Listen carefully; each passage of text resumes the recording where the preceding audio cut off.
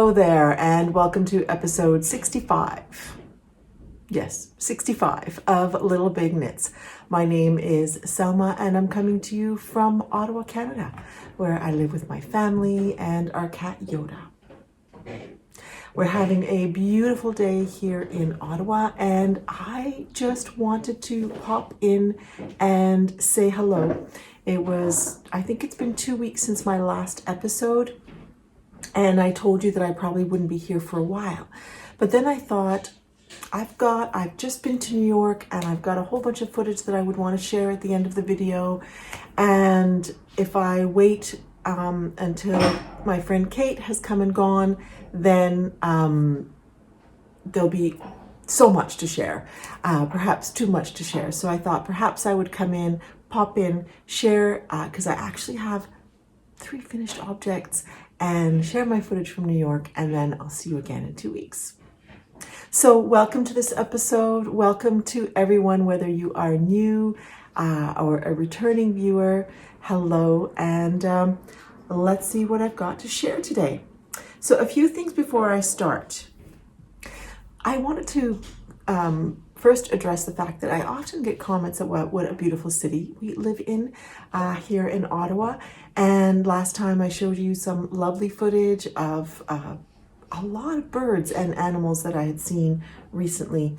And I did want to comment that this is actually a rather beautiful city, especially if you like nature. Ottawa is surrounded by nature. It's a great city for doing outdoor activities, whether it be skiing, skating, walking, running, biking, rollerblading, kayaking, you name it. There's a lot of green space. It's very beautiful. I think that we could probably agree that it's not the most exciting city in the world, but it's a very beautiful city, especially if you like green space. And so it is gorgeous. And I have to say that this year, I feel like there are more birds, and I do wonder if the pandemic had an impact on that, or if the birds are just getting more daring, because I've seen birds, as I think I mentioned last time, I saw some sort of small falcon or falcon on that tree. I saw a woodpecker on the other tree, and I don't think I've ever seen, except for cardinals, I don't think, and some other songbirds, I've never seen those birds so close to my house. I do live on a busy street. So yeah, this is a city that is full of nature, and it is lovely that way. Lots of places to hike in the hills not too far away, and to really enjoy that. Something else I wanted to say from last time, I mentioned to you about my allotment garden and how I had something stolen from my garden, that somebody had stolen our sorrel. And then a local viewer reached out to me and said, I've got some sorrel to share with you. And I went over and picked it up the other night, and I planted it yesterday. And I just wanted to thank you, Adrian, for such a lovely, lovely offering. I hope the sorrel is happy in my garden, and I hope it doesn't get stolen again. So thank you for that. I really didn't expect somebody to reach out and offer me a plant, and it just shows you how wonderfully generous people can be, so thank you. And also thank you for last time for a couple of people mentioning translations, and I finally figured it out, that if you press on the little dots and you'll see closed captions, I think if you pressed there, that eventually, if the video has translations, you'll see them. That's not a very good explanation, but exploring with the 3 dots a little more than I had done, and pressing on the closed captions would then show you what was available, and that was really cool. And then another thing that I wanted to mention was, often I get questions about the song at the end of the video. I've mentioned it before, and sometimes I put it out there, but it is called Barefoot McCoy. No, the song is called I Love You Only. It's by Barefoot McCoy. And yeah, I've been having that on for years because people really enjoy it. By the way, there are family sounds here. Hopefully they won't start chatting in the kitchen because they know that I'm podcasting. So anyway, let's get talking about knitting. I will not be sharing any whips with you today. I know, that's a little crazy, and I'm going to tell you why. I won't share whips with you because I don't have any. I finished a bunch of things and I am in between projects. I do have a couple of whips. I've got my fairy bouquet, but it's a little bit on a back burner. And I have my blanket, my crochet blanket. And so that's what I was actually working on yesterday after sewing in ends on my other projects and kitchenering the toes of the socks that I'm going to show you. But it feels very weird not to have any active works in progress. But I'll tell you about what's coming up next in a moment. First, let's talk finished objects. So this is the Aphra sweater by Isabel Kramer. And I was calculating yesterday that I thought I had knit 4 of her sweaters, but I think I've actually knit 5 of her sweaters. And I think Isabel Kramer is an excellent designer. She really does knit sweaters that fit very nicely. And she's quite size inclusive. She, from my understanding and from my conversations with other knitters, her size inclusivity is also size realistic because certainly, and I think that there is more and more of an effort as sizes get larger to be a little bit more friendly. I think I mentioned, did I mention this last time? Like certainly one thing that happens is as people get larger in different ways, they don't necessarily proportionally get larger in every single way. So the neckline doesn't need to get bigger and bigger and bigger. And I have seen lots of finished projects on larger people where the neckline is just gaping, and that is just unfortunate. So I think designers are getting better at grading their patterns. And certainly Isabel Kramer's patterns are extremely well written and generally just fit really well. So this is the Aphra. I knit this out of Katia cotton cashmere, I believe it's called. I'll be putting the name down here. Anyway, it is a 90% cotton, 10% cashmere yarn. And honestly, I have to say the cashmere lends a really nice softness to the cotton. Cotton can sometimes, I enjoy knitting with cotton linen, but not everybody does. They have no give whatsoever. And the cashmere just lends a tiny bit of softness to it that gives the illusion of a little bit more give. But very, very much enjoyed this yarn. This yarn was yarn that I bought from Stash Lounge with a gift certificate from my friend Crystal last year for my birthday. So thank you, Crystal. We have a knit along going on called the LBK Connections MAL, where we are making things based on either patterns or materials that have been given to us, or we're making things for others. So this would be an entry for the LBK Connections MAL, as this was yarn that was essentially given to me. And I'm so glad to have finally used it, and I could see myself using it again in the future. So let me tell you a little bit about this pattern. It is top down. There is some fabulous short row shaping that happens at the top that lends it this beautiful shaping along the shoulders. And you knit, so the beginning of the pattern is a little bit complex because you're doing some short row shaping. You're starting the 2 backs, then you're joining them, and then you're picking up stitches, doing the same thing in the front and adding on the lace. So the beginning is a little bit, it requires good concentration, but the lace is absolutely wonderful. And once you get going, it's an absolute dream to knit. You join once you get to the armholes.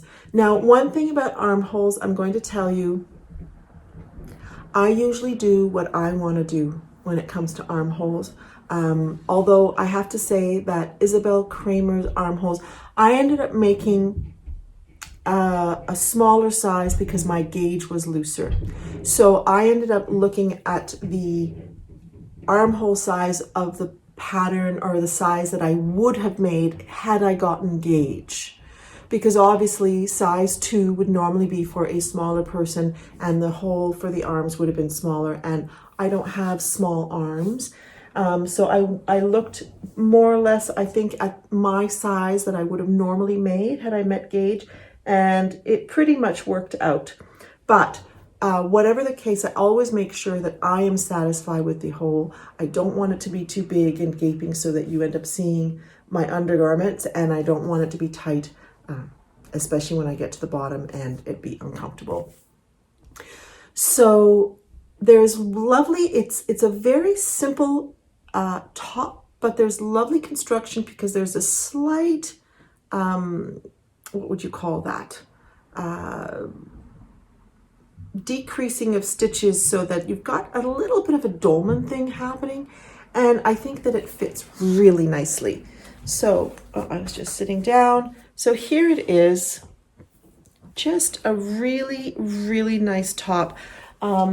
If I'm able to, I'll get some extra footage for you so that you can see what it looks like. But you'll see what I mean, that it kind of goes in there very subtly. And I just think it adds very much to the shape of the sweater.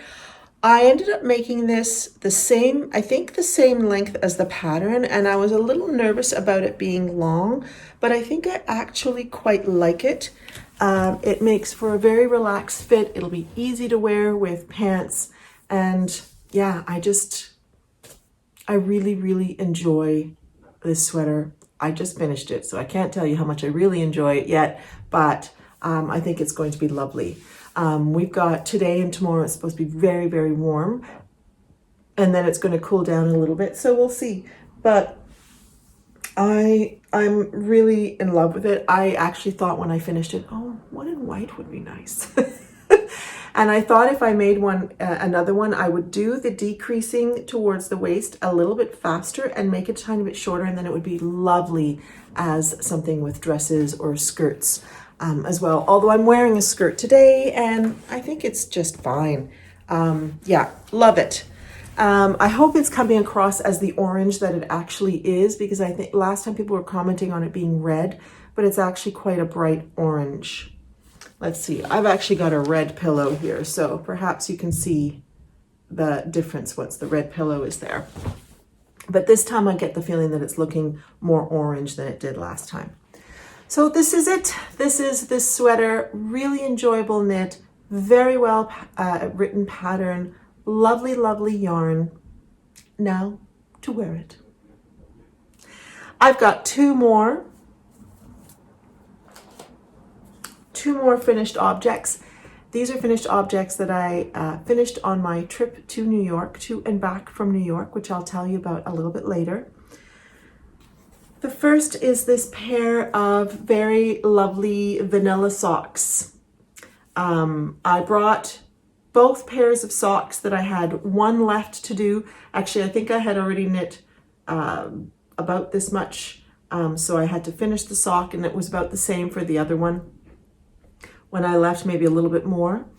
But this pair is just a pair of vanilla socks that I knit top down with 60 stitches, doing a 2x2 rib up here, and vanilla with a heel flap, and then ending at the toe with some Kitchener stitch. And I used to always be a toe up knitter, but I've really converted to top down for now. I mean, I'm happy to do both, but what I like, I'm starting to enjoy heel flaps, making heel flaps, and what I like about the top down is that you can actually be quite creative with the number of stitches you cast on, because the formula kind of remains the same, and it's just great. So I finished these on my trip to New York. This yarn is, I had shown you last time, is yarn that was dyed for me, a colorway called Selma by Hedgerow Yarns. She's based in the UK, and I love her yarns. I've knit with them before, and it just has beautiful, beautiful speckling on it. And I paired it with this cayenne pepper from West Yorkshire Spinners in their signature 4-ply called cayenne pepper, and it's a very nice wool that I had made a pair of Christmas socks out of, and I ended up getting 2 different colors because I really like them. And I'm actually thinking of casting on a pair and making a very bright pair of socks alone out of that bright red. So that's the first one. Knit on 2.25 millimeters needles. I always knit my socks on 2.25 millimeter needles if they're fingering weight. And not much else to say about those except that I won't be wearing them for a while because it's going to be too warm here. But I'm looking forward to wearing those in the fall. I realize I just about always have a pair of socks on the needles. Really enjoy that. Drinking my tea, my fennel tea out of a cup that's made by a local potter. Unfortunately, I don't know her name anymore. If I find it, I'll put it here, but I can't guarantee that I will. The last finished object that I have for you is another pair of socks being held on these wonderful sock blockers. These sock blockers are from Knit Picks. They're great, sort of a plastic material, and they have these gaps in there, which is great if you do want to wash your socks and put them on blockers. I don't do that. I just wash my socks and put them on the drying rack. I really use these blockers more than anything for the podcast, to be honest. And sometimes I'll keep them displayed in my bedroom if I don't plan on wearing them right away, but I don't use them for actually blocking socks. However, it could be good, especially if you're making lace socks, but I don't find that you really need to, because once you put socks on, because of the negative ease that they have, they're going to show the shape. But I do love to show them on the podcast this way. So these other sock blockers are beautiful sock blockers that are made out of birch by Patricia, who is P4 Chen and has the Knitography web shop where you can buy her wares, and she just makes beautiful things, and also has yarn on her website, some of which is hers and some of which is not. So, and here is a stunning pair of socks. So beautiful. And I told you something wrong last time. I told you that there was an error in the chart. There is not an error in the chart. The error was in my eyes. I think it was a little bit about how she displayed the information, that it wasn't what I was used to, but there's actually no error in the chart. I went back and looked, so forgive me for that mistake. Really love these socks. These are the Fairy Tale socks by Vicky Morose. And they're just absolutely beautiful.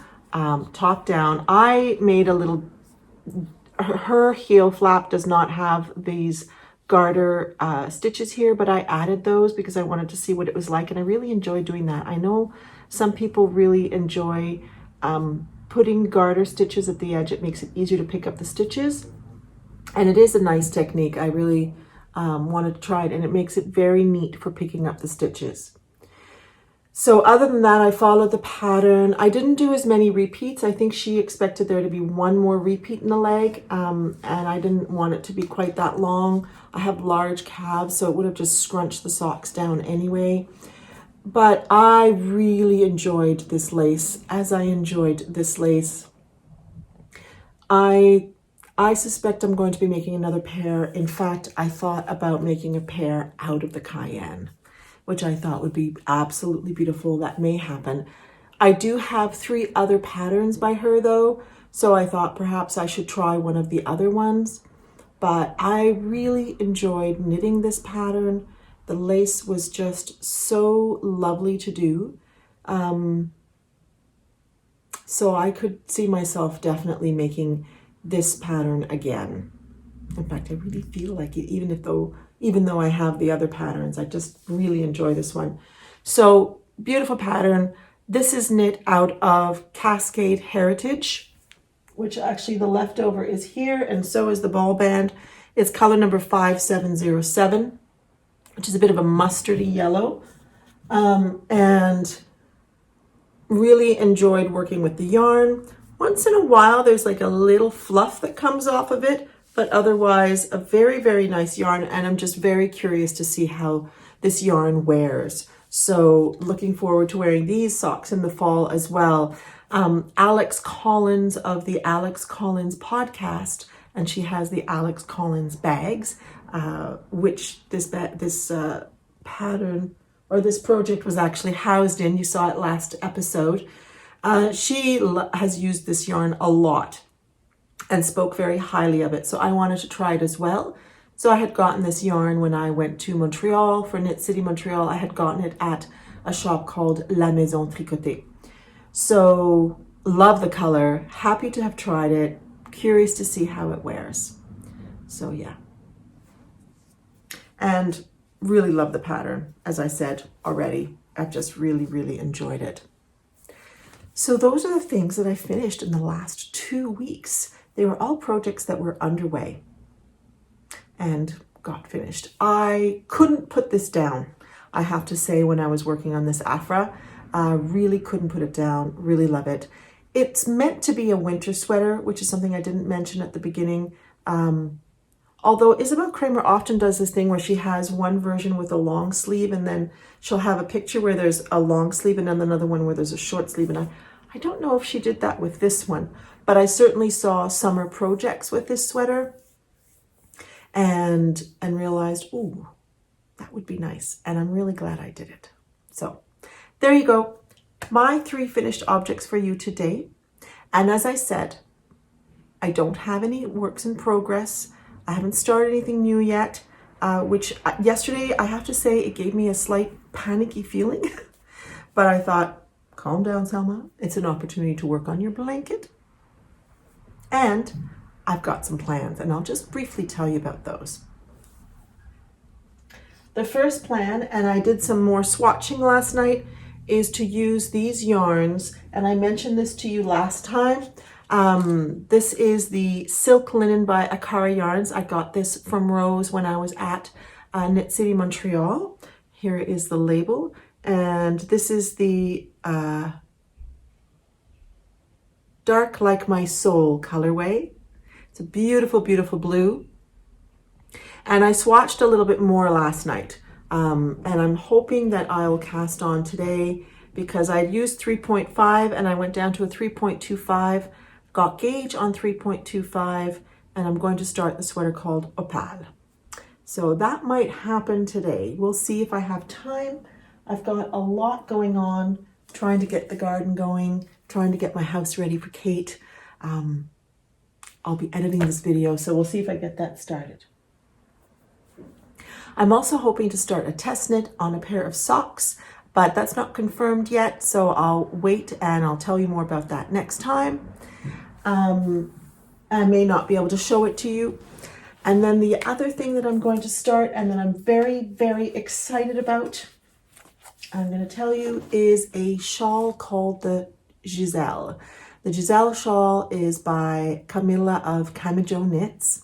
And it's similar to the half and half triangle by Pearl Soho that is a very popular pattern.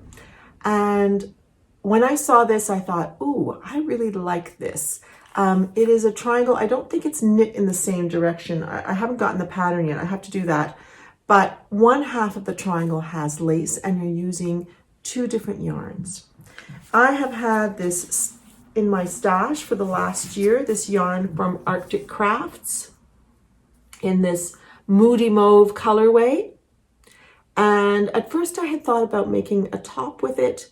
But when I saw the Giselle shawl, I thought, no, that's going to become the Giselle shawl. So I needed another yarn for the second half, which is the lace part. And it is, it's lace and it's made out of mohair. And so I happen to know Camilla of Camajo Knits, who also, by the way, has a podcast called Camajo Knits, where she talks about her knits and her designs and shares her yarns as well, which I watch also. So Camilla and I were talking and I said, I need a mohair to knit your shawl. And so I decided on this gorgeous, gorgeous pink called Pink Lilac. Now let me see if I can show this to you in a way that you can really see the colors together. And so I'm going to be casting that on. In fact, first, I need to wind the yarn, don't I? So I'll be doing that and casting that on in the next few days. Really, really excited about that. I think that's going to be a lovely, lovely project where I've got 1/2 garter and it's just nice and mindless, and then I'm going to be satisfied with some simple lace on the second portion of it. So yeah, that is my next project as well. A sweater and a shawl and hopefully a pair of socks. And when I bought those 2 skeins of mohair, Camilla very kindly sent me 2 skeins of this yarn. This is her sock base, which is a 80/20 superwash merino and polyamide. And this is her colorway called One Night in Bangkok. It's just got beautiful, beautiful colors on it. And I had mentioned that I really liked it. And so she very kindly gifted 2 to me. 1 for me and 1 will be for you. So this will be part of next month's giveaway. I mentioned to you last time that in June, Little Big Knits is celebrating 5 years of podcasting. So we'll have some prizes and I'll announce that giveaway next time with a prompt. So yeah, a skein of this will definitely be part of that. So thank you so much for that, Camilla. And I am very much looking forward to this gorgeous, gorgeous mohair.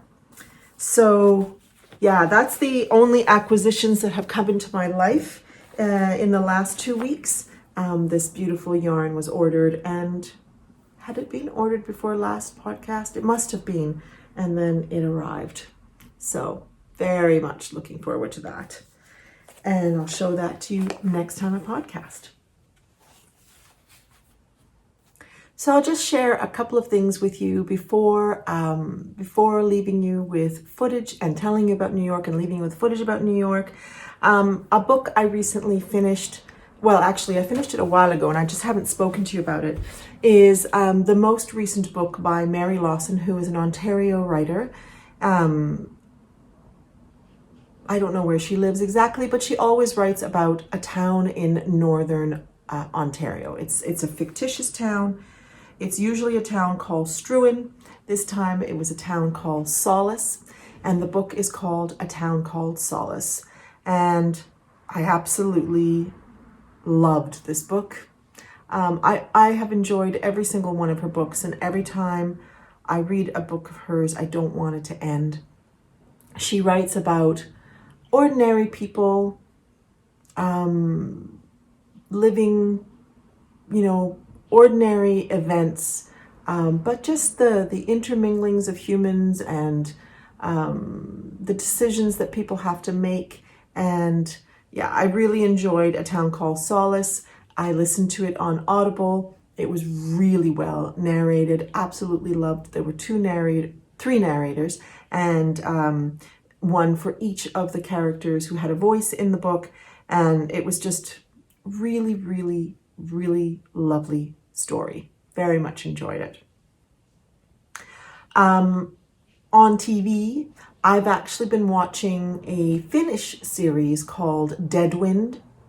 Was it called Deadwind? Yes, Deadwind in English. In Finnish, I think it's called Karppi. But on Netflix here in Canada, they call it Deadwind.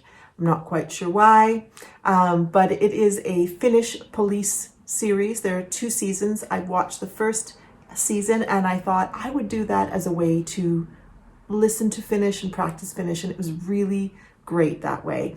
It's a police series, so it's got that kind of slight creepiness to it. And of course, there's the thriller part of it, the mystery part of it. It's well done, but I've just really enjoyed listening to the Finnish, reading the subtitles sometimes in order to practice and learn, and also see sights of Helsinki and other parts of Finland. So really, really enjoyed that. And also finished Ozark because the last part of the 4th season came out. And I've told you about that before. I really think that's one of the... I think it's a really, really good show. I think it's an excellent show, and I've really enjoyed it a lot. And as I mentioned last time, I really like the fact that in terms of gender, male, female, it's very equal. And that was something that I really appreciated. I also just finished the 1st season of Bridgerton. Kind of the opposite. It's a period piece that also mixes a lot of modern elements to it, and in a lot of ways, in the dress, in the music, and in it's very interracial, which is wonderful. And I really liked that part, and it was beautiful to look at. But I have to say, I found it a little bit, I don't know, I found it a little bit predictable and whatever. It was nice fluff to watch. I enjoyed the fluff of it. And I finished the 1st season, and I'll watch the 2nd season at some point. So, all right, so I had some technical problems. Phone being full. I have to be honest, I don't understand all this Mac technology. It drives me a little bit nuts. Had to update my phone, had to do all the stuff. I had talked to you all about New York, and the video's there, but I cannot upload it. So anyway, I'm back again. Hello. You have no idea. Anyway, I was going to tell you about New York. I'll give you a little bit of a rundown of what we did. I had told you that I was going to be going with some non-knitting friends. And so I really didn't do anything knitting related. The only thing I did, I went briefly into the MJ trimming shop, which is literally like a half a block away from my hotel. And I just looked in there briefly, but that was it. Like, I didn't look for knitting shops. I did walk by Pearl Soho because I was in the area, and I realized, wait a second, I think this is the street that Pearl Soho is on.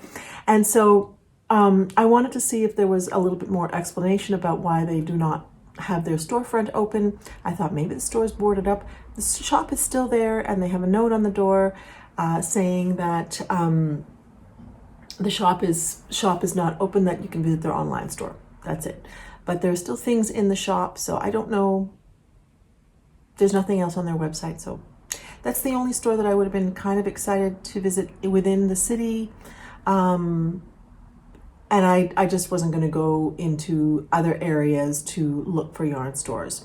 And it really was more of a trip for doing other things. So we left Thursday evening, got to New York, had a wonderful, wonderful meal. Our flying was not a lot of fun, just with all the COVID and the security. To be honest, not a lot of fun. Got there late. Flights are always delayed. There's always some sort of delay. On the way back, our flight was canceled, so we had to stay in New York an extra night. Luckily, the hotel had space, and that was probably because of we had a crazy storm here in Ottawa. So I'm not 100% sure if it was because of the storm that was here or because of the storm that was happening in the States. The storm that had happened here and the storm that was about to happen in the States that was just a regular thunderstorm. Not sure, but our flight was just flat out canceled, so we had to stay overnight. So flying was just a little irritating, and I think if I go to New York again, unless it's in the winter, I think I'll probably drive. The amount of time that was spent on getting COVID tests, getting to the airport, waiting for flights being canceled, flights being delayed, driving would have been much easier. So anyway, we did get to our place. We had a reservation for 9:30 in New York for a restaurant, and we were supposed to arrive, I think, at around 7:30. We ended up arriving at 9, so we went straight to the restaurant. Had a lovely dinner with another friend of ours that we were meeting up with, and then another friend showed up the next day at a place called Minetta Tavern, and you'll see some footage at the end of this as well. And then the next day, we went and walked on the High Line, as well as some other things. But the High Line was one of the things I definitely wanted to do in New York this time. And it was really, really lovely. I feel like there's been a really nice effort to green the city more. I mean, New York is a city of buildings and buildings and concrete, and the High Line, and then we happened upon another park at the bottom of the High Line called the Hudson River Park, which is almost like a series of flower pots, but it's this beautiful park that you can walk on, and they're building an amphitheater. And it was just such a lovely day or morning of walking on the High Line, which is essentially an old train track that they've turned into a walking path. And they were train tracks that were used for moving manufacturing goods. And in 1999, those train tracks hadn't been used for a long time and had, gone into disrepair and being grown over because nature will take over if it can.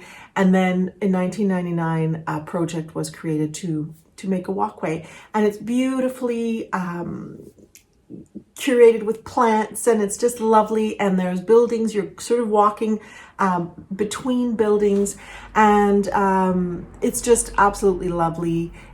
Beautiful architecture, some really interesting buildings along that path. And that was one thing I really appreciated as well in New York this time, was just the architecture. So many great buildings, old and new, lots of interesting architecture. And so you'll see footage from the High Line as well as Flower Pot Island, I think it should be called, the Hudson River Park.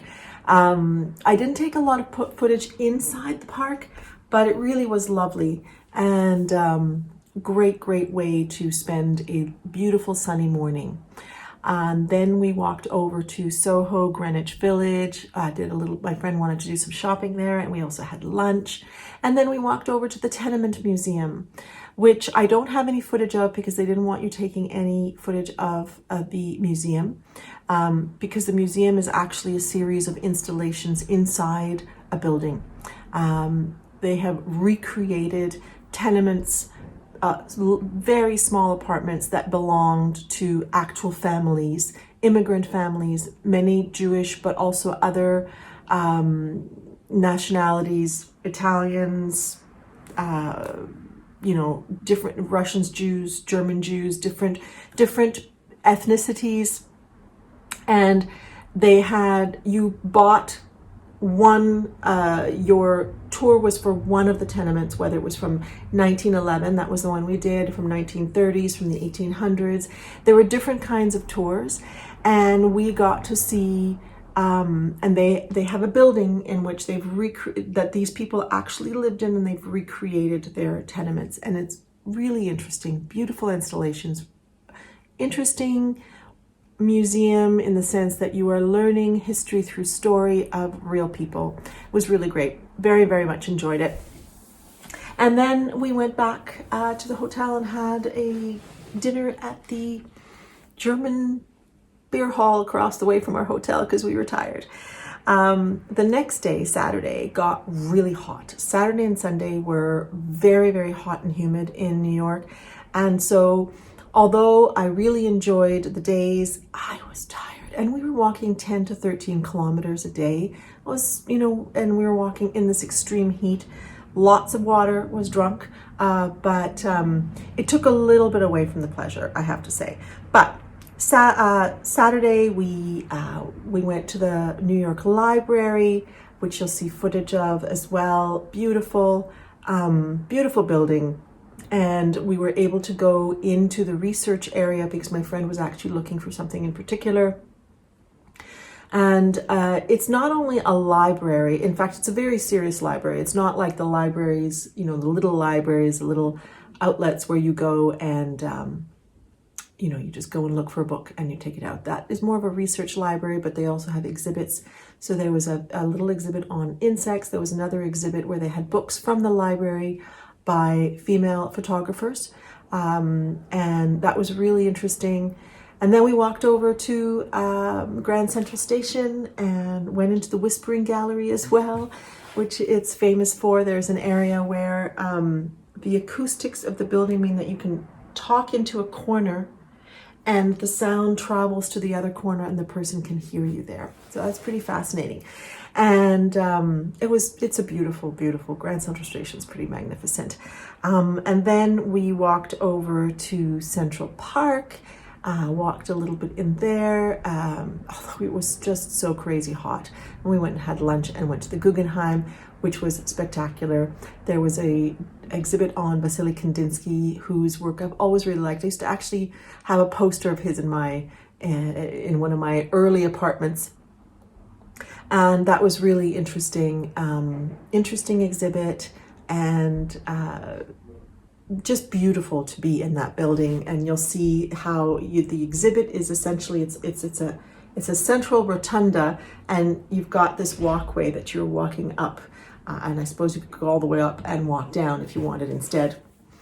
So that was really great. Very happy to have been to the Kandinsky exhibit, and very happy to have seen the Guggenheim Museum. And we were exhausted at that point and took a bus back to the hotel. And that night we were going out for a wonderful dinner to a very sort of interesting and expensive restaurant called the Nudie Branch. But that was a dining experience. It was really delicious and wonderful. And New York nightlife is just so amazing. There's just people all over the place. And I mentioned to you earlier about how green the city seemed to me, with the creation of the High Line and the Hudson River Park, but it just seemed like every little bit of earth had flowers in it, along the sidewalks. If there were areas, where there's a tree and there might be a square or a rectangle around it, there'd be pansies in there. It was really amazing. And one of the things that struck us when we got to New York on Friday was like, the city seems a lot cleaner than you'd think it would be. But I have to say that by Sunday, it really wasn't, because I think the revelers of Friday and Saturday night left the city kind of looking pretty disastrous by Sunday morning.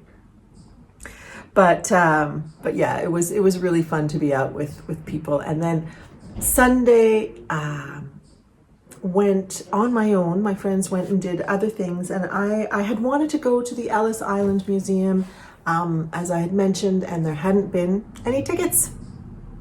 So I decided that, and I had tried to book them in advance. When we booked the Guggenheim and the Tenement, I also went and booked the Ellis Island Fair, and everything was booked up. There were a couple of availability for Friday, but we already had tickets to the Tenement Museum and such a lovely day planned for Friday that I didn't really want to ruin it. So I thought, okay, I guess it means I have to go to New York at least one more time so I can see this museum. But I decided on Friday to go down towards the water anyway and just it was still really hot, and I thought, I'm going to take the Staten Island Ferry, which is a commuter boat, and it's free. And so I just got on it, went all the way to Staten Island, got to see the Statue of Liberty, got to have some nice cool air from the breeze, see water, and then just got back on the boat, came back. I wandered around a little bit more. There's a beautiful church called Trinity Church. I didn't go inside, but it has a beautiful cemetery outside. And I really like cemeteries. I have a thing for cemeteries. Just wandered around, and then honestly, it was so stinking hot. I sat in a cafe, had lunch, had coffee, had a donut, and knit. And then it was actually time for us to go, and our flight was canceled. So ended up staying in New York one more night, went out for dinner that night to a nearby place, a taco place called Tacombi, and had lovely cocktails there, and then left the next day. We had crazy storms here in Ottawa. I'm getting confused because I'd already recorded this, wondering, have I already said this or have I not said this? Our flight was canceled probably because of the storm here in Ottawa. Not 100% sure though, because there was a lot of power outages here. We're still having power outages here. We in the house lost power for 2 days, from Saturday to Monday. So it came back just before I arrived home. And but there were also thunderstorms in along the eastern seaboard when we were supposed to leave. So not sure why our flight was canceled Sunday, but we ended up staying until Monday. So another hotel night and another night in New York, but it was just relaxing. I think we were really tired at that point. We'd walked a lot. It was crazy hot. The one good thing about getting a hotel and not having to go to the airport was that we could shower, because we'd just been like, my friend had gone to Central Park and had gone to the Natural History Museum, and I'd also been walking around, so it was nice to be able to relax, but we did get home a day later. So, but yeah, lots of great sights, great food, fabulous architecture, more green than I remembered it being. I mean, of course, there are the parks. There's Bryant Park, there's Central Park, there's Washington Square Park, where you'll see some footage from as well.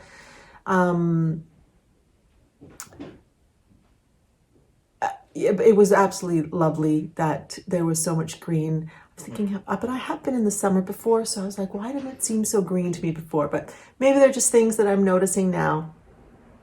And yeah, it was a really lovely trip. So I'm going to leave you with footage from that, and I'll see you probably in about 3 weeks, and you will get to see some sights and sounds from my time with Kate over the next couple of weeks.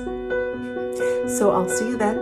Enjoy the New York footage if you have stuck around this far, and I'll see you next time.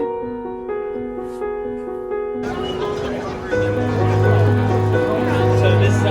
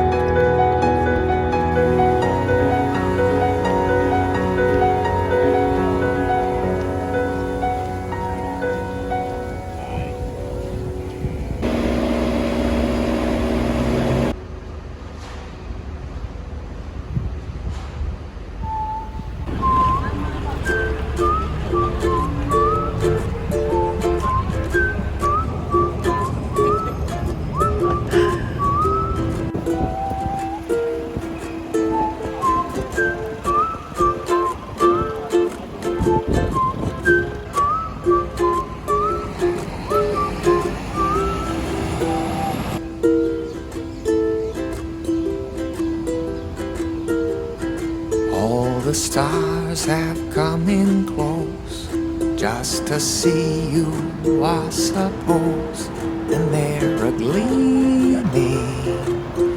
You must be dreaming, and the sun has said goodbye with a twinkle in his eye. He's left the ocean with sweet emotion.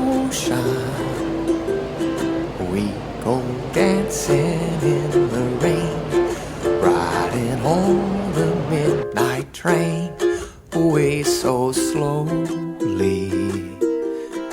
And the moon is looking down on the sleepy side of town, and he's so lonely.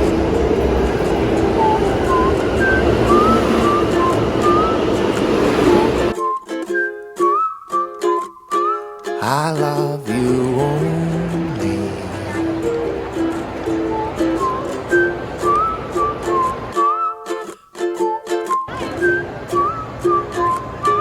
I love you only.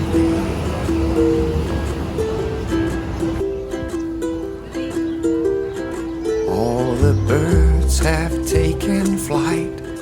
It's their favorite time of night, when they can hear you from somewhere near you. And the palm trees try to bend to be closer to their friends. They're made of magic. Reach out and grab it. We go dancing in the rain, riding on the midnight train, away so slow.